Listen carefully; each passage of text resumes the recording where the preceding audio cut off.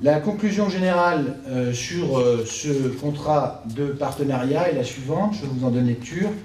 Le déroulement de la procédure du contrat de partenariat pour la réalisation du centre aqualudique Aquanova America traduit une ingénierie contractuelle et financière imparfaitement maîtrisée. Dans le cadre des avis qu'elle rend sur des opérations similaires,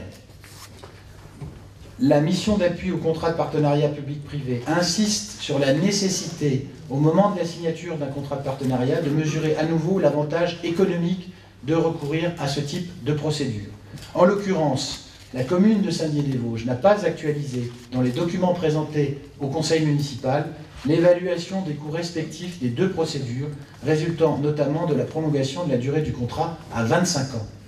En effet, quelle que soit l'hypothèse retenue pour ce taux d'actualisation, le contrat de partenariat retenu par la ville s'avère plus coûteux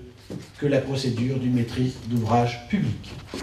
Compte tenu des informations incomplètes présentées au conseil municipal tout au long de la procédure, je le répète, et de la modification des hypothèses initiales, il apparaît que l'Assemblée délibérante n'a pas été en mesure de se prononcer en toute transparence. La conclusion donc de la Chambre régionale des comptes, vous l'aurez compris, c'est que ni le coût, ni la complexité du marché ne justifiaient cette procédure du contrat de partenariat que la Chambre régionale des comptes estime plus coûteuse de près de 8 millions d'euros